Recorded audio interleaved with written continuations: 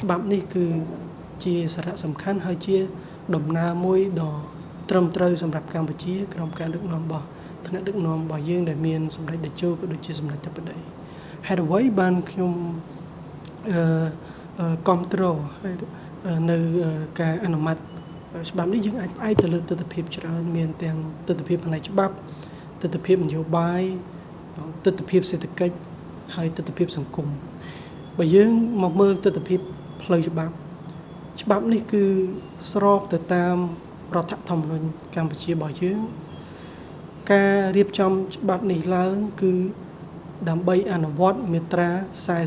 49នៃរដ្ឋធម្មនុញ្ញនៃប្រជាជាតិកម្ពុជាដែលបានកំណត់ថាប្រជាពលរដ្ឋកម្ពុជាទាំងអស់គឺមានកាតព្វកិច្ចនៅក្នុងការការពារការកសាងហើយនិងការពារជាតិមាតុភូមិដែលដើម្បីអនុវត្ត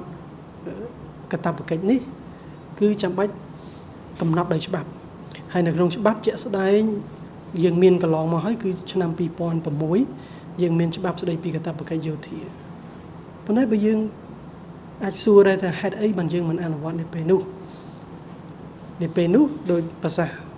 ដ៏ខ្ពង់ខ្ពស់របស់សម្ដេចមហាវរធិបតីលោកបានបញ្ជាក់ឲ្យថាគឺស្ថានភាពនៅពេលនោះយើងអត់ទាន់មានតម្រូវការទេអត់មានតម្រូវការពាក់ព័ន្ធនឹងរឿងសន្តិសុខជាតិរបស់យើងគឺអត់ទាន់មានតម្រូវការទី1ទី2ពាក់ព័ន្ធនឹងទស្សនវិជ្ជាសេដ្ឋកិច្ចសង្គមនៅពេលនោះអតិភិបរបស់រាជរដ្ឋាភិបាលគឺផ្ដោតទៅលើការបានន័យថាស្ដារប្រទេសឡើងវិញផ្ដោតទៅលើការកសាងហេដ្ឋារចនាសម្ព័ន្ធហើយក្នុងអំឡុងពេលនៃការរំសាយកងទ័ពហេតុនេះហើយបានច្បាប់នឹងយើងអត់ទាន់បានអនុវត្តជាទស្សនវិជ្ជាផ្លូវច្បាប់នេះគឺស្របទៅតាមរដ្ឋធម្មនុញ្ញបើយើងមើលទស្សនវិជ្ជាគេហៅថាទស្សនវិជ្ជាច្បាប់អន្តរជាតិទៅទៀតនោះគឺក៏មិនមានទៅបានន័យថាខុសពីច្បាប់អន្តរជាតិដែរជាការអនុវត្តទូទៅច្បាប់អន្តរជាតិគេហាមឃាត់ការប្រើប្រាស់យោធាប្រឆាំងទៅនឹងអធិបតេយ្យភាពរបស់ប្រទេសដទៃក៏ប៉ុន្តែគឺមិនមានហាមឃាត់ហើយអនុញ្ញាតឲ្យប្រទេសនីមួយៗហ្នឹងមានសិទ្ធិការពារខ្លួនឯងអញ្ចឹងនៅក្នុងន័យនេះការអនុវត្តនេះគឺស្របតាមរដ្ឋធម្មនុញ្ញស្របតាមច្បាប់អន្តរជាតិហើយនឹងលិខិតបទដ្ឋានគតិយុត្តពាក់ព័ន្ធទាំងអស់ទស្សនវិជ្ជាផ្លូវច្បាប់បើយើងងាកមកមើលទស្សនវិជ្ជាពាក់ព័ន្ធនឹងសេដ្ឋកិច្ចពាក់ព័ន្ធនឹងទស្សនវិជ្ជាសេដ្ឋកិច្ចយើងសង្កេតឃើញហើយថាកាលណាយើងចាប់ផ្ដើមអនុវត្តនៅកាតព្វកិច្ចយោធានេះប្រកាសណានឹងមាន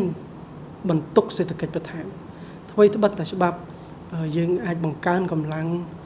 គេហៅថាកម្លាំងយោធាបានក៏ប៉ុន្តែអាចនឹងមានបន្ទុកសេដ្ឋកិច្ចបន្ថែមប៉ុន្តែច្បាប់នេះការតាក់តែងនៅក្នុងយន្តការដែល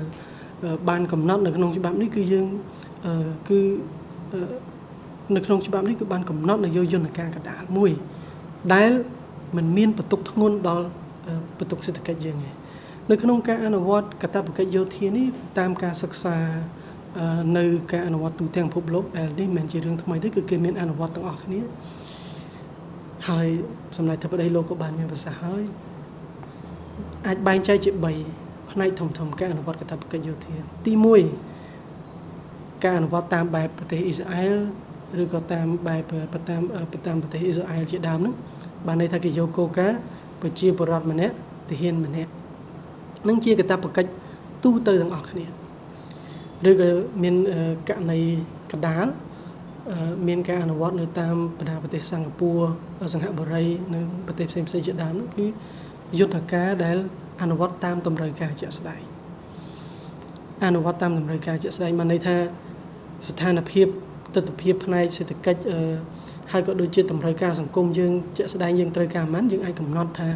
អនុវត្តចំនួនប៉ុណ្ណាឆ្នាំនេះតាមតម្រូវការជាក់ស្ដែងទី3គឺដូចនៅសហរដ្ឋអាមេរិកគឺជាការអនុវត្តតាមគោលការណ៍ស្ម័គ្រចិត្តទាំងអស់អញ្ចឹងនៅក្នុងច្បាប់នេះបានកំណត់ច្បាស់ណាស់កម្ពុជាជ្រើសរើសយកគោលការណ៍គេហៅថាយកគោលការណ៍កណ្ដាលបានន័យថាតាមតម្រូវការជាក់ស្ដែងដែលស្របទៅនឹងបរិបទកម្ពុជាបច្ចុប្បន្នទស្សនវិជ្ជាទី3គឺទស្សនវិជ្ជាផ្នែកនយោបាយ ហើយនយោបាយនេះគឺសំខាន់ហើយក៏រួមជាមួយនឹងទស្សនវិជ្ជាសន្តិសុខដែរប៉ុន្តែនយោបាយក្នុងតំបន់និងសន្តិសុខនេះដូចយើងបានជ្រាបទាំងអស់គ្នាហើយក្នុងរយៈពេលឆ្នាំ2025យើងបានរងការឈ្លានពាន2លើកពីប្រទេសថៃពីកងកម្លាំងយោធាថៃ2លើកដែលជាកត្តាសំខាន់នៅក្នុងការធានាហើយកត្តាសំខាន់ដែលទាមទារឲ្យយើងមានកម្លាំងគេហៅមានកម្លាំងយោធាអាចការពារដល់ខ្លួនឯងបានកត្តាសំខាន់ក្រៅពីការឈ្លានពានពីបរទេសនោះក៏មានការវិវត្តនៃភូមិសាស្ត្រនយោបាយពិភពលោកទាំងមូលដូចយើងបានសង្កេតឃើញហើយបច្ចុប្បន្ននេះមានកំណើននៃការគេហៅថាបង្កើតគេហៅគោលនយោបាយការកំពីនិយមឬក៏អាត្មានិយមបានន័យថា protectionist nationalist ដែលប្រទេសនីមួយៗហ្នឹងគឺគិតតែប្រយោជន៍ខ្លួនឯងផ្ដោតទៅលើជាអត្ថិភាពនឹងប្រយោជន៍ខ្លួនឯងខ្ពស់ហើយអត់អនុវត្តមិនឲ្យតម្លៃខ្លាំងទៅលើច្បាប់អន្តរជាតិដែលជាយន្តការការពារសន្តិសុខពិភពលោកទាំងមូលបញ្ហានេះនាំជាបញ្ហាប្រឈមផងប៉ុន្តែការវិវត្តនេះក៏ចាំបាច់ត្រូវប្រែក្លាយបញ្ហាហ្នឹងទៅជាឱកាសផងដែរហេតុនេះហើយបានជាកត្តាមួយជំរុញឲ្យមានការចាប់ផ្ដើមកែប្រែគេហៅថាច្បាប់នេះចាប់ផ្ដើមអនុវត្តច្បាប់នេះកត្តាទី4សំខាន់គឺកត្តាសង្គមកត្តាសង្គមគឺបច្ចុប្បន្នយើងជ្រាបហើយទាហានក៏ដូចជាកត្តាបច្ចេកវិទ្យាគឺមានការវិវត្តខ្ពស់ដែលកងកម្លាំងប្រដាប់អាវុធបច្ចុប្បន្នរបស់យើងចាំបាច់មិនត្រឹមតែមានសមត្ថភាពប្រើប្រាស់អាវុធដែលយើងហៅថា conventional weapons ឬក៏អាវុធធម្មតាប៉ុន្តែឥឡូវនេះមានបច្ចេកវិទ្យាច្រើនមានទាំង drone មានទាំងសន្តិសុខ cyber ជាដើមពាក់ព័ន្ធរឿងបច្ចេកវិទ្យាខ្ពស់នោះហើយក្រៅពីបច្ចេកវិទ្យាខ្ពស់នោះក៏យើងត្រូវទាមទារឲ្យមានកម្លាំងថ្មីបន្ថែមទៀតពីព្រោះនៅក្នុងសង្គ្រាមគឺចាំបាច់ក៏ត្រូវការឲ្យមានបទពិសោធន៍នៅក្នុងគេហៅថាមិនត្រឹមតែវឹកហាត់ទេប៉ុន្តែមានបទពិសោធន៍ទៀតម្ល៉េះហើយការត្រៀមនេះគឺមានសារៈសំខាន់ទាំងកត្តាសង្គមការវិវត្តរបស់សង្គម